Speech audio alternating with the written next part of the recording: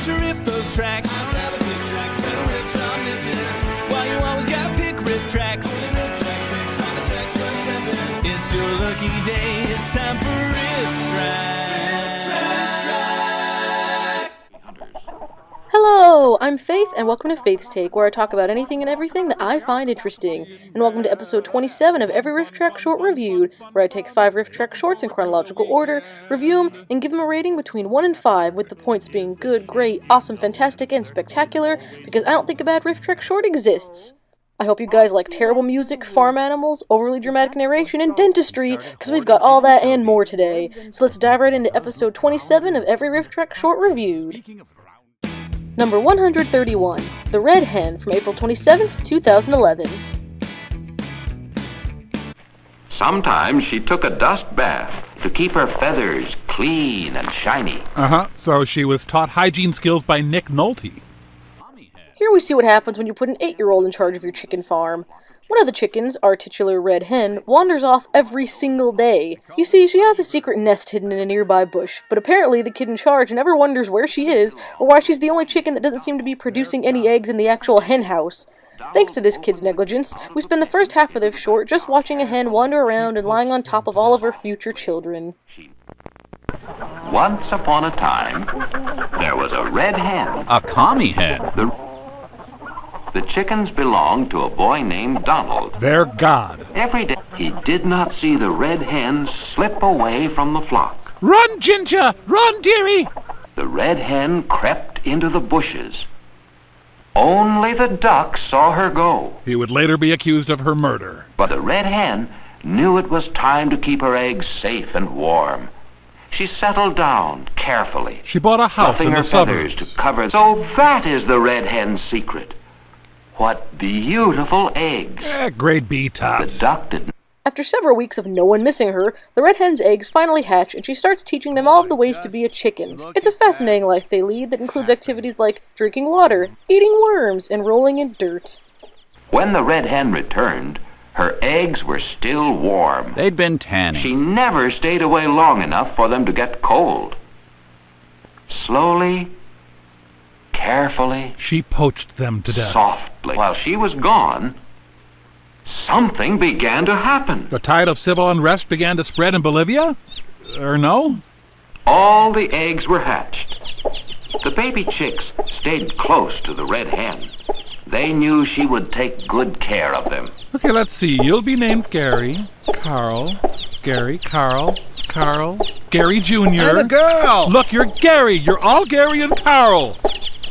The red hen had many things to teach her chicks. Like Latin grammar and the laws of thermodynamics. Around and around they ran. Bill, I think you know what to do. Indeed I do, Mike. She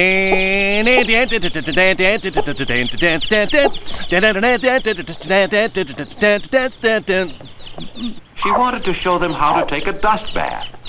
What fun they had. So what you kids do is you find dust and roll around in it. So you roll around and then find dust? No, you see We roll around next to the dust? No, you find... You eat the dust? Shut up, Carl. I'm Gary. So am I. Now, if you just let me show What you... happened to that worm? Carl ate it. I'm Gary. Ah! This stunningly dull short at least has some good riffs to look forward to, and it gets a 2.5 out of 5.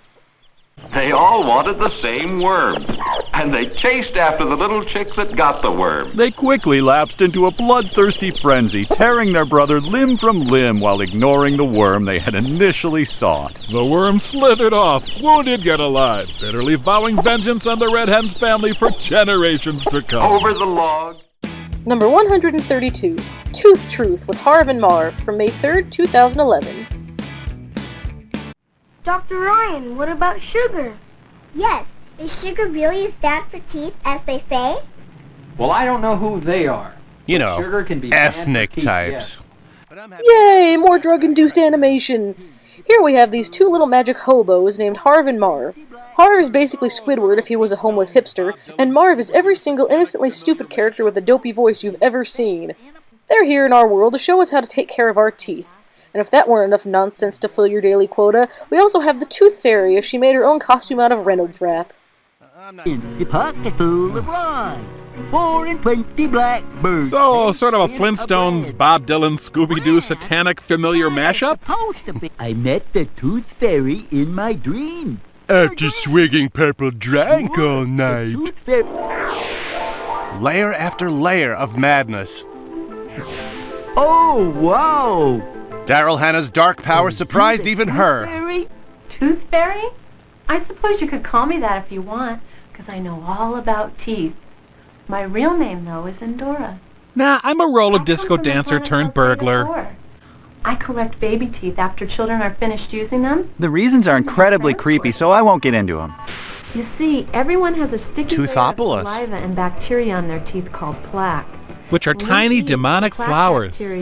One more soul of the innocent is mine.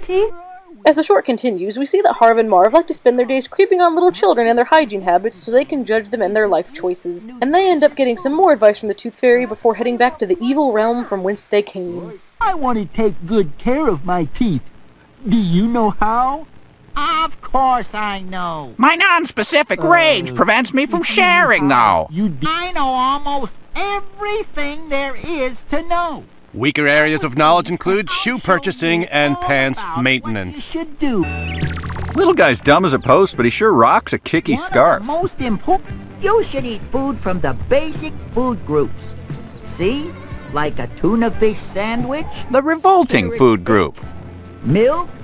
And for dessert, a banana. White people, the meal. What's flossing? Come on. I'll show you. I'm not supposed to be within 500 feet of a playground anyway. What's he doing? That's Dr. Ryan. He's checking that girl's teeth. And hoping she doesn't realize his diploma's a forgery. Look, she's going to bed without brushing and flossing her teeth. Harv and Marv, they know what you do in the bathroom. See her? She didn't forget. She's like me. I never forget anything. It's a curse. My existence is hell. Kill me, Marv. End my misery. I don't believe this. Me neither. The director must have compromising pictures of her. Never. I have to go now. I hear a mountain lion. Whoa! That's the tooth truth. Many cultures believe that a giggling Marv awaits all sinners in the inner circles of hell.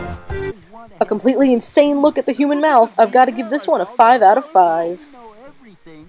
Why didn't you take care of your teeth? Meth comes first, Marv. You know that.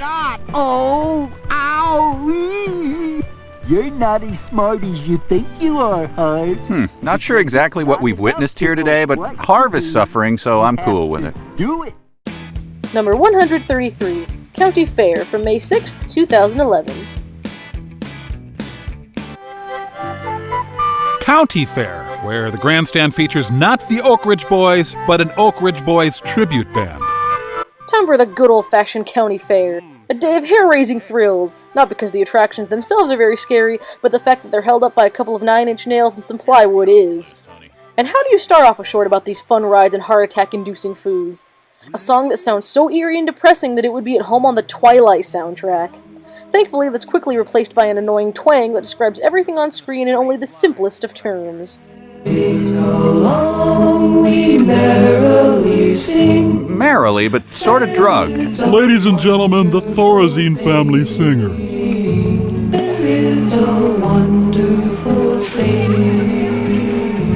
Fall gently into a coma. Ride is something that you do when you sit on something that carries you. Sometimes it goes slow, sometimes it goes zoom, sometimes it carries you to your doom. As they ride, finally, someone acknowledges that this is the United States of America. Beginning to think this was some kind of Bulgarian county fair. When I was going toward the ground and never toward the sky. What if you're riding an asteroid that's coming down towards Earth, which includes its sky? Excellent point. Take that, know-it-all singer man. That balloon is a very special word. A balloon is a special toy. Forget what I said. Balloons are dumb and easy to destroy. After a few minutes of the song, the lyrics just stop, and we're left with a few minutes of absolutely nothing but county fair stock footage.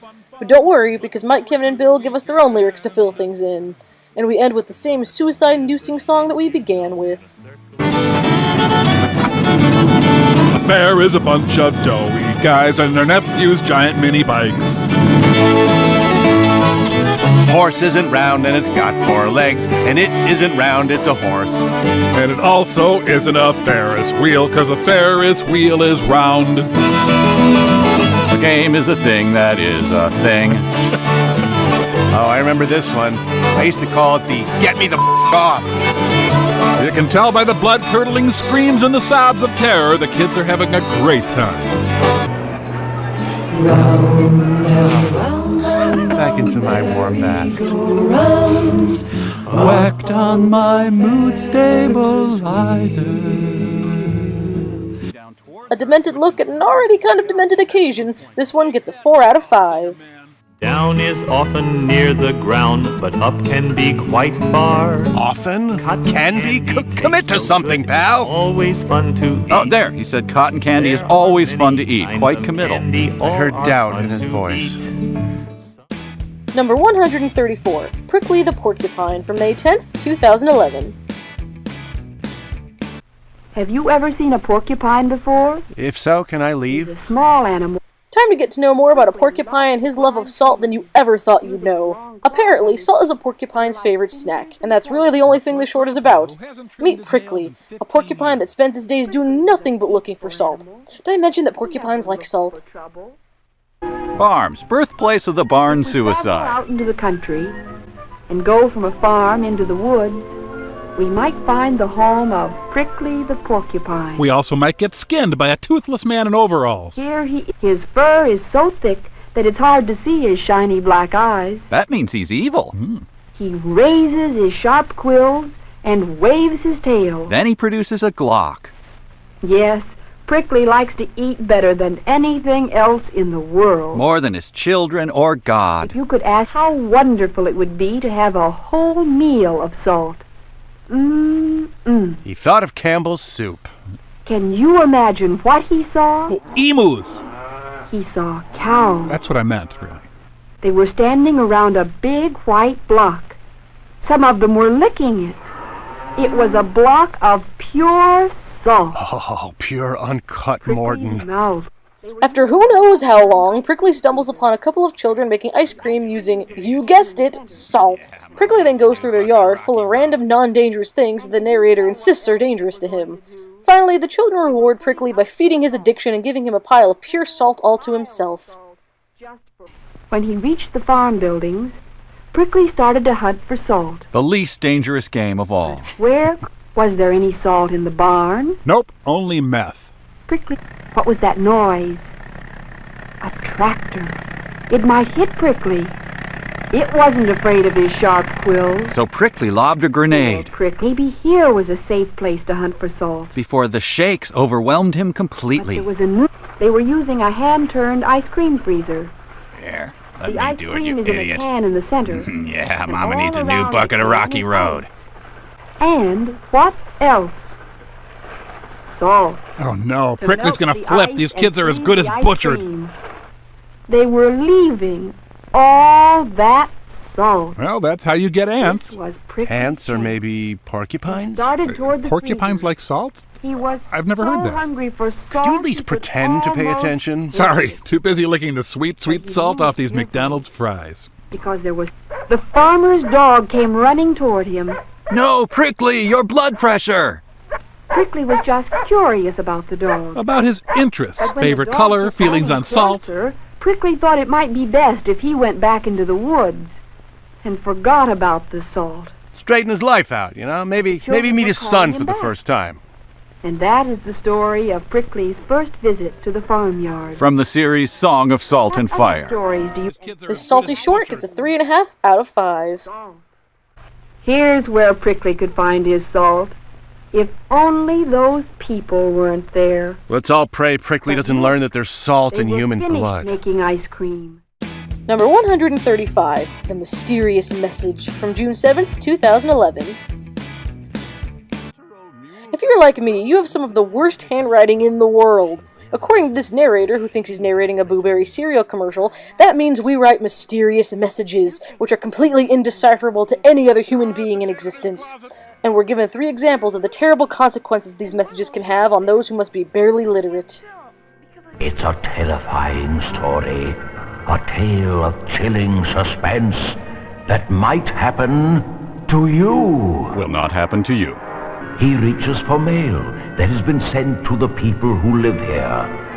And then it happens. He delivers an issue of Cat Fancy. In a letter that cannot be delivered because the name of the person it was sent to is so poorly written. So take it to 431 South Burnside Avenue where the person lives. Problem solved. Elizabeth Sandoval takes an order from the grill operator. A man with a giant cigarette butt on his head. The mysterious message. One mysterious message. An order that Chapter 3. Narrator sounds like a sinister Tootsie Pop owl. 3. Around the Benjamin, and then you guessed it. I did? Well, what did I say? Dear Bill, for weeks I've watched you in the halls at school and at special events in the auditorium. Please don't be from the janitor. Really great. After having their hopes and dreams dashed by these minor inconveniences, the 3 parties involved try to take steps to fix these problems. Or at least the waitress and the bike boy do. I have no clue how a mailman could fix other people's handwriting. But just appreciating good handwriting seems to help, so I guess there's that. He delivers many handwritten messages, some more mystifying than others. Like this postcard from Delaware. Who sends a postcard when they go to Delaware? Mysterious. Is this an A? That's a T. Is it an E? Perfectly legible T. Could it be an I that has not been dotted? Nope, properly crossed T. Is this a C before an L? Or is it a D? I'm going with D because Bidonger is a hilarious name. Here is an excellent message. Where? Yeah. Is it possible to improve one's handwriting, to remove the mystery? She decides to ask her grandpa, who she locked in a trunk long ago. In the schoolwork she did so many years ago, when she was learning how to write. She's a hoarder, you see, unable to throw away even the most insignificant grade school work. Elizabeth remembers how she used to practice. Her family begged her to go outside or eat, but she wore her fingers to bloody nubs, perfecting the lowercase g. She thinks. You believe it, Lisa? I just got a B+.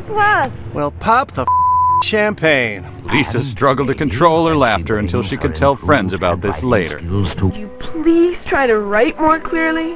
Instincts like this ensured Bill wouldn't kiss a girl until well past 30. He obviously practices a lot. Yet his last name is still nonsense. That his handwriting will probably play an important part in his future career.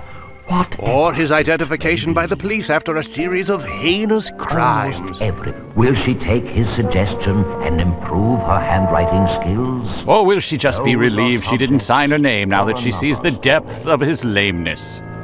A hilarious attempt to make ink and paper scary, this poorly written short gets a 4 out of 5.